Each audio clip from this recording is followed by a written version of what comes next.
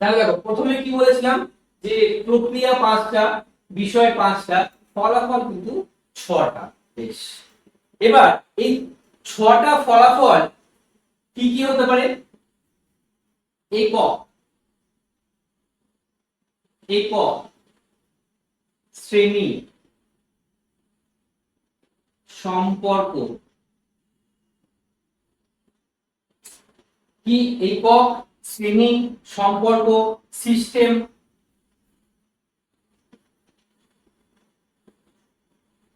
System,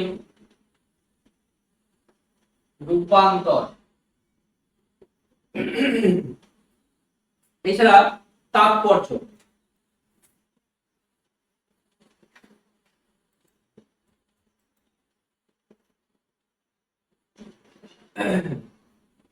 বা অনুসিদ্ধান্ত। ওকে, অনুসিদ্ধান্ত। বেশ, তো একক কি? একক হচ্ছে এখানে কোন বস্তু, বস্তু, প্রাণী বা এই ধরনের কিছু সম্পর্কে যে জ্ঞানটা অর্জন হচ্ছে, মানে একটা বিষয়, কোন একটা বস্তু, কোন একটা প্রাণী বা এই ধরনের কোন একটা রিলেটেড জিনিস, এটা সম্পর্কে যে জ্ঞানটা অর্জন হচ্ছে, ঠিক আছে, বা যে জ্ঞানটা অর্জন হবে, তো সেটা হচ্ছে একক। শ্রেণী কি হতে পারে? শ্রেণী বলতে এখানে সাধারণত নাম দিয়ে কোন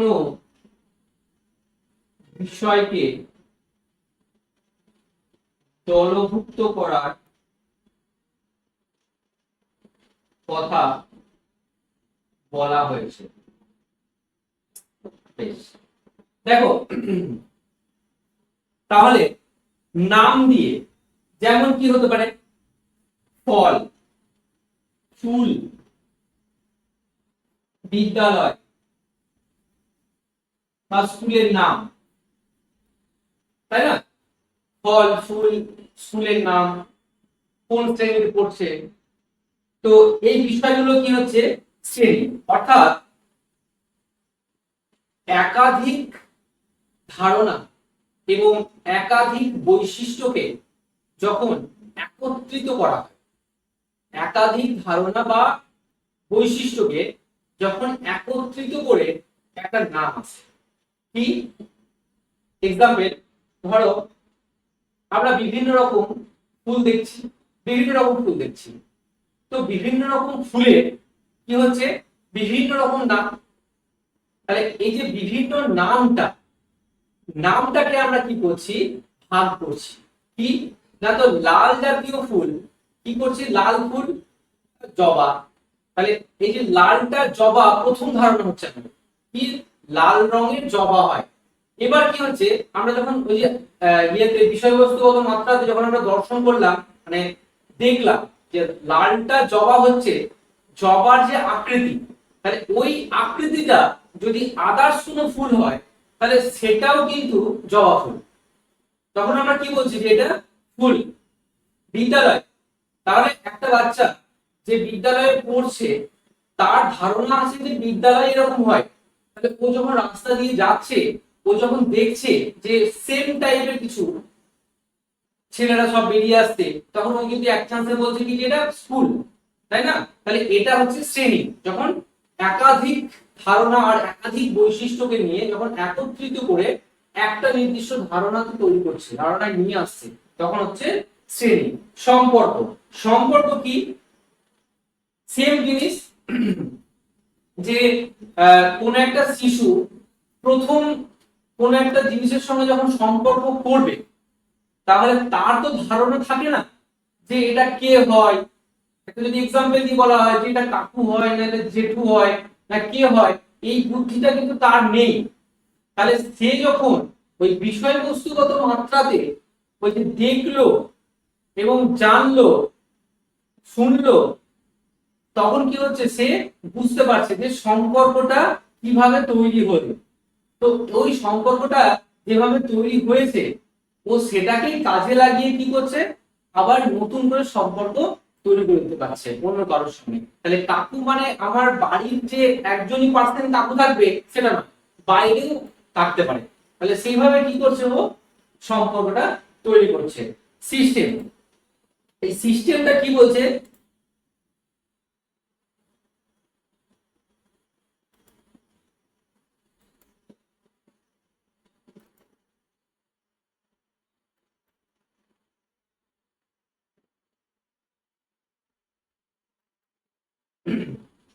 সিস্টেম বেশ। দেখো যখন এতগুলো বিষয় জেনে নিল, মানে এত কিছু যখন তার মধ্যে একটা ধারণা তৈরি হয়ে গেল, তখন কিন্তু সে তাকে সবকিছুকে একত্রিত করে দিলেও সেই, এবং যদি বলা হয় যে নির্দিষ্ট কোনো বিষয়কে ওখান থেকে তুলতে হবে, তখন কিন্তু সেই নির্দিষ্ট জিনিসটাকেই তুলে দেয়। এক্সাম্পল হিসেবে বলি যে একটা চিড়িয়াখানাতে অনেকগুলো পশু থাকে একসঙ্গে, তাহলে তার যখন মানে শিশুটার যদি একটা বাঘের সম্পর্কে ধারণা আগে থেকে তৈরি হয়ে যায়, ভালোভাবে তৈরি হয়ে যায়, তো চিড়িয়াখানায় গিয়ে ময়ূরকে কিন্তু বাঘ বলবে না, সিংহকেও কিন্তু বাঘ বলবে না, ও কিন্তু নির্দিষ্ট বাঘকেই বাঘ বলবে। তো এই যে একটা এইভাবে যে সিস্টেমটা তৈরি হয়ে যাচ্ছে ওর মনের মধ্যে, ঠিক আছে, কিভাবে তৈরি হচ্ছে, তাহলে সেই আগের সিস্টেম থেকে মানে আগের প্রক্রিয়া থেকে চলে আসছে, যে ওখান থেকে যে জ্ঞানটা অর্জন হয়েছে, সেই জ্ঞানটা অর্জন হওয়ার ফলে তাকে যখন সব কিছুকে একত্রিত করে দেওয়া হচ্ছে, তবুও কি করছে, সেই নির্দিষ্ট জিনিসকে নির্দিষ্ট ভাবেই নামে ডাকছে, সেটা হচ্ছে সিস্টেম। নেক্সট হচ্ছে দেখো রূপান্তর। রূপান্তর কি বলছে, যে এক অবস্থা থেকে মানে কোন একটা বিষয় সম্পর্কে, অর্থাৎ অর্জিত কোনো ধারণা বা অর্জিত কোনো তত্ত্ব সে যখন জেনে নিল, তখন কি করলো, তার যে কার্যকারিতা, এই যে যেমন এক্সাম্পল, এই যে গিলফোর্ড, স্পিয়ারম্যান, থার্স্টন, এই যে তত্ত্বগুলো পড়াচ্ছি, তো এই তত্ত্বগুলো সম্পর্কে আমরা সবাই আরো পড়বো। তাহলে আরো যখন তত্ত্ব সবগুলোকে একসঙ্গে পড়ে নিলাম, বেশ, তাহলে সবগুলোকে একসঙ্গে পড়ে নেওয়ার পরও যদি বলা হয় যে গিলফোর্ডের তত্ত্বে বিষয়বস্তুগত মাত্রা কটা ছিল, প্রক্রিয়াগত মাত্রা কটা ছিল, তাহলে এই যে এইভাবে আমরা বের করছি, আমরা তো সেখানে স্পিয়ারম্যানেরটা যোগ করে দিচ্ছি না, আমরা কি যোগ করছি, ওই যে গিলফোর্ডের যে বিষয়বস্তুগত মাত্রা, প্রক্রিয়ার মাত্রা কটা কটা ছিল, সেটাকেই কিন্তু আমরা অ্যাকিউরেট বলতে পারছি। তো এই যে বিষয়টা, এটা কি বলা হয় কি পরিবর্তন বা রূপান্তর। মানে এখানে রূপান্তরের অর্থ হলো যে গুণগত হতে পারে, অর্থগত হতে পারে, প্লাস আমাদের শ্রেণীগত হতে পারে, বা আমাদের কার্যগত হতে পারে। ঠিক আছে, মানে কোন বিষয়ে কি কাজ বা কোনটাকে আমরা কোথায় ইউজ করব, হ্যাঁ, এই যে ধারণা জন্মাচ্ছে, এটা হচ্ছে কার্যগত। এরপর হচ্ছে দেখো তাৎপর্য নির্ণয় বা অনুসিদ্ধান্ত। কি অনুসিদ্ধান্ত কি বলা হয়েছে, মানে এত কিছু হওয়ার পরেও যদি কারোর মধ্যে বুদ্ধির যে বিকাশ, সেই বিকাশটা আমরা কি বললাম যে লাস্টে কি বললাম যে ফলাফলের মাত্রা, তাহলে ফলাফলটা যদি খুব কম হয়, তার মানে কি, তার মানে তাকে ওই দুটো স্টেজ পেরিয়ে আসতে হবে, তবেই তো এই ফলাফলটা আমরা সঠিক পাবো।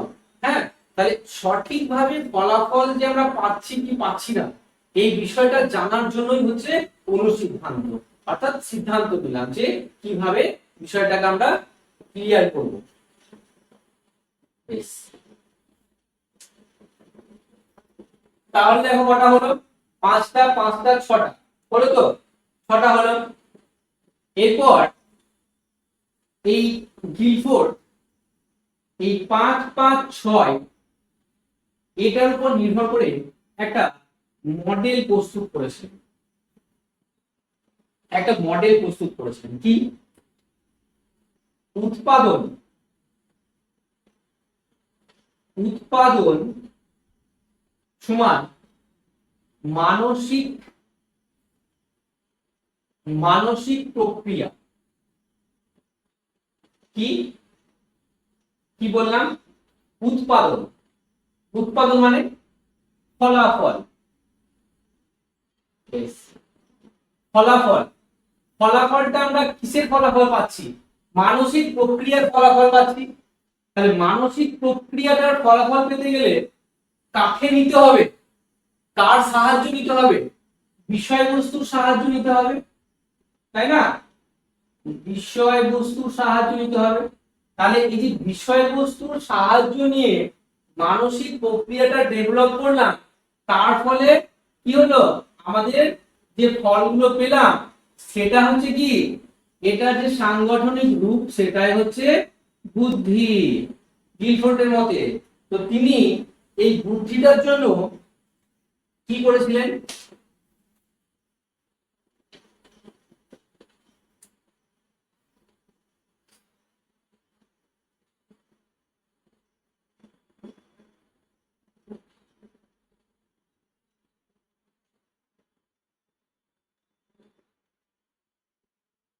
কয়েকটি নীতির উপর ভাগ করেছিলেন। তিনি কি করেছিলেন? কয়েকটি নীতি। সেই নীতিগুলো কি দেখো, বলে রাখি যে বুদ্ধির যে উপাদানের সংখ্যা, উপাদানের সংখ্যা 5 5 6, 5 5 6। তাহলে 5টা কি বিষয়বস্তু, 5টা কি মানসিক, 5টি হচ্ছে উৎপাদনজাত ধারণা।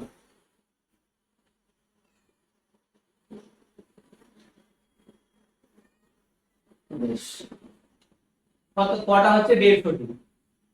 তাহলে এটা এলো কিভাবে? এটা এলো কিভাবে? তো গিলফোর্ডের যে 3 ডাইমেনশনাল যে ইয়েটা আছে, তো সেটাকে কি বলেছেন? S O I model. কি বলেছেন? S O I model. এটাকে বলা হয় structure of intellect, structure of intellect. Okay, তো এই যে এসওআই মডেল, এই মডেলটা তিনি যে তৈরি করেছিলেন, এই 5 5 6 এই 3টি বিষয়ের উপর নির্ভর করে কিন্তু তিনি তৈরি করেছিলেন। এবং টোটাল বুদ্ধির যে গঠন, এই বুদ্ধির গঠনটা জন্য 150টি উপাদানের কথাও তিনি বলেছেন। ঠিক আছে?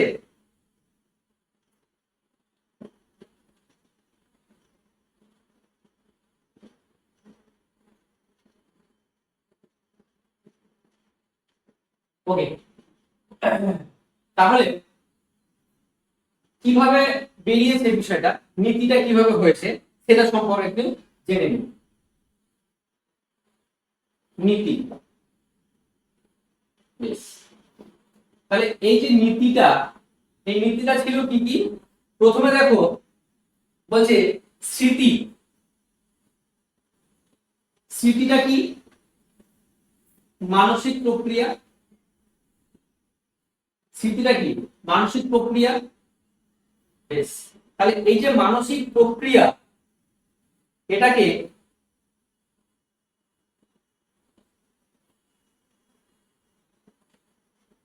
পাঁচ ইন্টু 6 সমান 30টি, মানে 30টি উপাদানকে নিয়ে তিনি মানসিক প্রক্রিয়াটার ডেভেলপের কথা বলেছিলেন। বেশ, 2 নম্বর হচ্ছে দেখো যুক্তি ও সমস্যা সমাধান।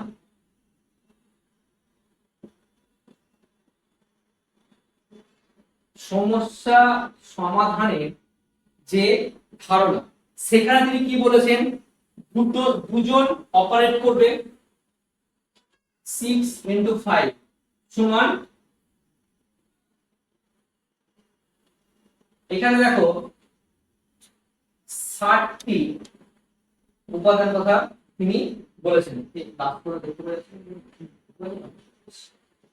3 নম্বর তিনি সিদ্ধান্ত গ্রহণ করেন কি? তাহলে এই দুটো হওয়ার পর কি করবে? সিদ্ধান্ত গ্রহণ।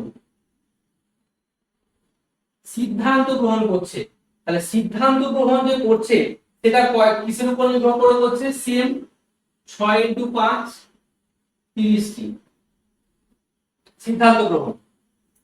এবার 4 নম্বর বলছে ভাষা সম্পর্কিত দক্ষতা।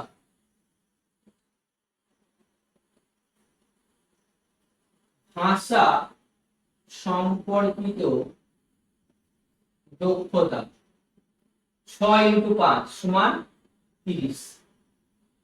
তাহলে দেখো টোটাল কত হচ্ছে? 150, তাই না? টোটাল যোগ করে কত হচ্ছে? 150।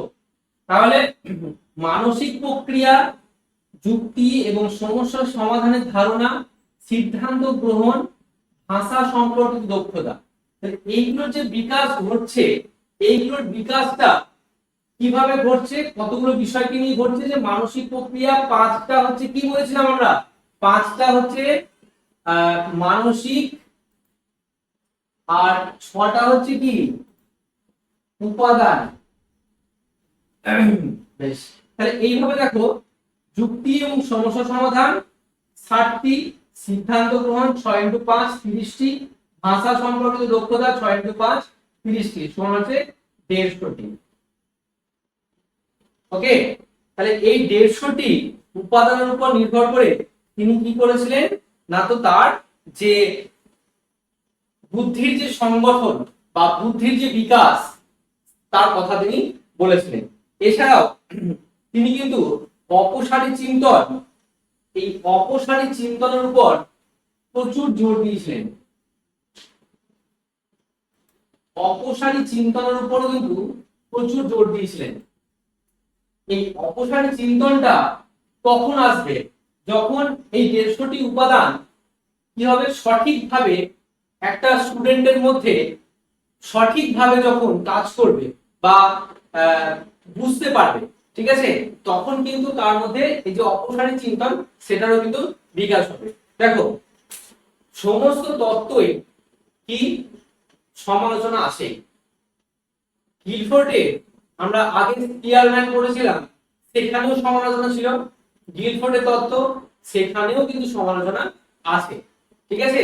তো বিষয় হচ্ছে, তত্ত্বের যে প্রধান বিষয় বা মূল জিনিস গিলফোর্ডের মতে এই যে যেগুলো বোঝালাম, জাস্ট এইটুকু, এর বাইরে আর কিছু নয়, এটুকুই দেখে রাখবে। ব্যাস, আশা করছি এর মধ্যেই হয়ে যাবে।